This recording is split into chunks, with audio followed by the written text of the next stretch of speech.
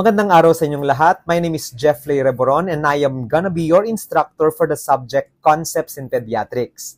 In our first meeting, we talked about the different concepts of growth, development, and maturation, and also the different factors that affect growth and development. Ngayon naman, we are ready to move to our next topic, which is the stages of growth and development. So I hope that you have your handouts with you, along with your pencils or ball pens so that you can follow along our discussion. Let's begin. Pag-usapan natin ang stages of growth and development. All our pediatric patients and even the adult patients are categorized according to life stages based on their age. Edad po yung ginagamit natin na basis to tell if someone is in this specific stage or not. Okay? So yung first stage po natin is what we call the prenatal stage, or it is also known as the fetal or embryonic period. So ano nga ba po ang importante nyong malaman sa ating fetal or embryonic period? Now, in your fetal or embryonic period or the prenatal stage, it begins from conception up to birth. Ibig sabihin, when the ovum has already been fertilized by the sperm cell, ibig sabihin po, nasa point na po ng prenatal stage yung ating pasyente na fetus or embryo. Okay? So, ang pinaka-importante po ninyong aalalahanin dito is that this stage is the stage or the phase of organogenesis. Coming from the word organo and genesis, ibig sabihin dito po na-form yung organs ng ating fetus. Specifically, on the first 3 months of life, the mother is helping the growing baby develop the different organs and body systems of the child. Kaya nga po, kapag sa first 3 trimesters, dapat po ay the mother should only take medications or substances as per advice by the doctor. Because some medications, kapag ito po ay tinake natin na mga gamot during the first trimester, ay maaaring mag-cause ng teratogenic effects or mag-cause ng mga congenital defects sa ating mga patients. Kasi nga po, on the first 3 months of life, it is the stage of organogenesis. Now, ulitin po natin ha, pag sinabi po nating prenatal stage, it begins at the 9th week after fertilization to about 38 weeks or kung kailan na isisilang yung bata or the age of viability. Always remember po no, na ang delivery, na normal delivery ng ating mga pasyente will take about 9 months or 38 weeks to 42 weeks. So, habang hindi pa sinisilang yung baby, ang tawag po natin sa kanya ay nasa prenatal stage, fetal or embryonic period. Now, after the delivery of the baby, the child will already enter the second stage, which we call the postnatal period, which happens from birth to 12 months, or this is the first year of life of our patient. Now, meron po din tayong tinatawag na neonatal period, which begins on the first day of birth and it lasts until the 28th day of life. Ibig sabihin, this is the first 4 weeks of life of the child or the first month of life. Ang tawag po natin sa mga bata who are less than a month, we call them newborns or neonates. Now, ano nga ba yung napaka-importante yung dapat matutunan sa ating neonatal period? So, the stage of neonatal period or the newborn phase is the stage of system transition. Ibig sabihin po, mag-change na po yung ginagamit ni baby na mga organs. Kung kanina ay gumagamit siya ng placenta to breathe. Ngayon, the baby will have to change that body system. Gagamitin na niya yung kanyang lungs instead of the placenta to breathe. Why? Because during the neonatal period, the child will slowly adjust from the intrauterine life into the external environment or the extrauterine environment. And habang neonate pa lang po yung ating pasyente, unti-unti din pong nagde-develop yung kanyang mga body systems and they continue even after birth. So, ibig sabihin, hindi lang po sa loob ng sinapupunan may growth and development sa ating mga babies, pero paglabas po nila, habang sila ay nasa neonatal period, the growth of their body systems still continue. Meron din po tayong tinatawag na infancy, which is still part of the postnatal stage. Ang infants naman po, these are children with the age of 29 days and above, but less than a year old. Ibig sabihin, nag-u-occur po ang infancy from the 29th day until the 12th month of life or the first year of life of the child. Ang tawag po natin doon ay infancy or infant stage. Now, this period, we see a rapid growth after the birth of the child. Yung bata po, nagtitriple, nagdodouble yung kanyang birth weight at siya ay lumalaki at tumatangkad during this infancy period. Dito din, nakikitaan din po natin sila ng mga development ng kanilang mga skills. There are so many skills that the child will develop during the infancy period. So dito, the baby will increase in the birth weight and they will also increase in length. And they will also develop a few skills like, for example, cooing, talking, walking, running. Yun po yung mga skills na madedevelop ng ating mga infants during their first year of life.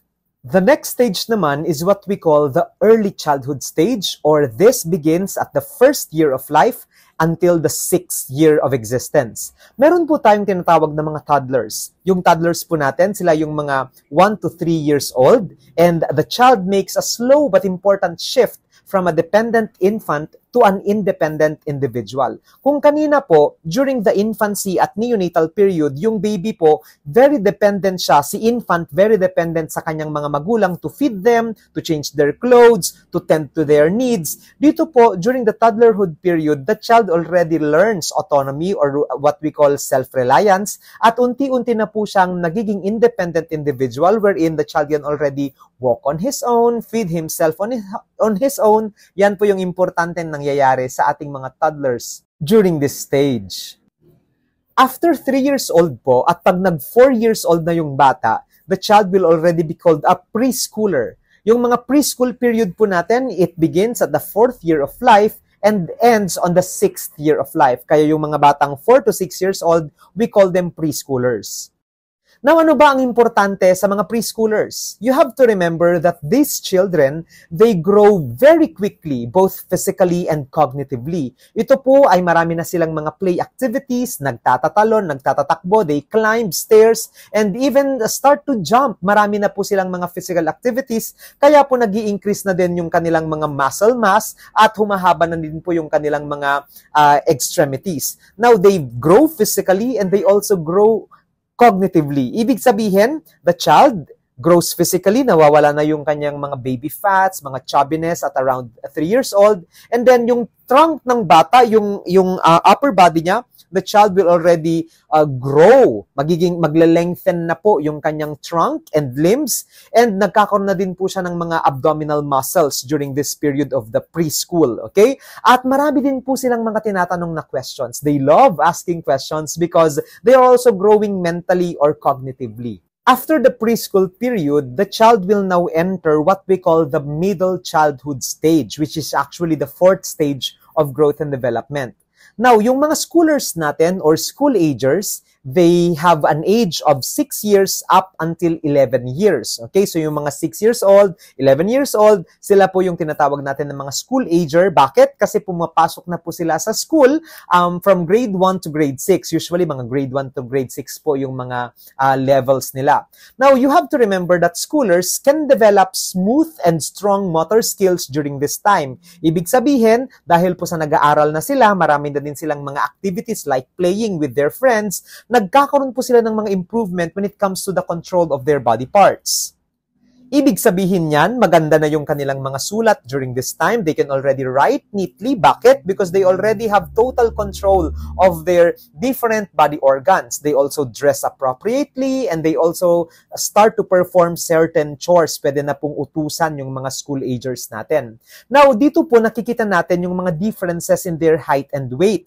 The build becomes more noticeable during your school age period. Ibig sabihin, kunwari, meron kang nakikitang bata dyan, tapos, after a few years, nakita mo school-ager na pala siya, and then you will be surprised, ito na ba yung inaanak ko? Ang laki-laki na. Bakit? Kasi mas nagiging noticeable po yung mga changes ng kanilang katawan when the baby that you saw na maliit pa lang nung kapapanganak, when he already enters school age period, makikita mo talagang ang sobrang laki na niya. Kasi marami pong growth and development din na nangyayari during the school age period. Pero, always remember po that the growth and development of the child can be affected by their nutrition and exercise. Depending po kung sila ay maganang kumain or magaling mag-exercise, depending on their physical activity and food intake, yan din po yung isang reason kung bakit yung isang bata ay tatangkad or magle-lengthen or bibigat. Meron din po tayong tinatawag na adolescent period or yung mga bata po who are 12 years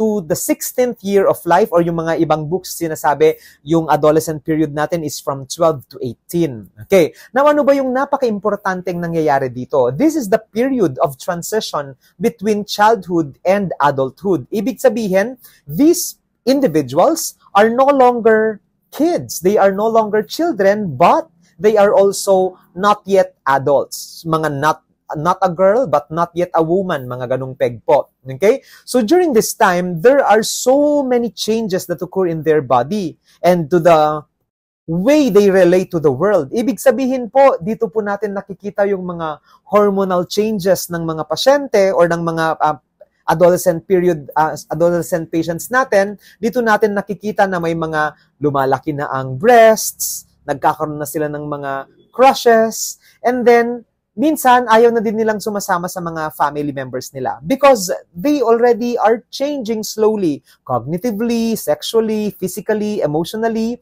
the way they relate to people and even their family members. Makikita mo talaga na adolescent na yung isang bata kapag meron na siyang mga secondary characteristics and then nag-iiba na din yung trato niya sa kanyang mga magulang or mga family members and other people as well. Now, makakakita rin tayo ng mga, like I said, development in their secondary characteristics, nag-grow na yung kanilang mga pubic hair, nag-enlarge na yung kanilang mga appendages, lumalaki na yung kanilang mga breasts, the penis of the child, nagkakaroon sila ng mga widened hips for females, facial hairs, and even the presence of Adam's apple. So, meron din po tayong nakikitang growth spurt dito, especially sa mga male clients natin or mga male adolescents natin. Nag-grow po sila dito because of the increase or the surge of their hormones. So dito po, ang importante nyong matutunan is that hindi lang po nag-grow and nagde-develop ang ating mga adolescents during this period.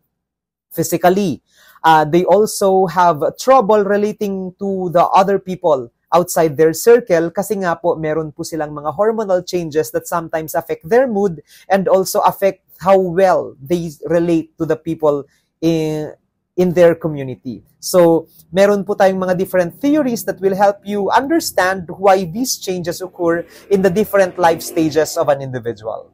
And that concludes our short video on the concepts in pediatrics, specifically on the topic stages of growth and development. Muli, ako po si Jeffley Reboron, ang inyong naging instructor for today. And watch out po kayo sa ating mga susunod na videos because in our next video, we will be talking or discussing about the different theories of growth and development. Maraming salamat sa panonood at pakikinig. Enjoy the rest of the day. Have a great day, everyone.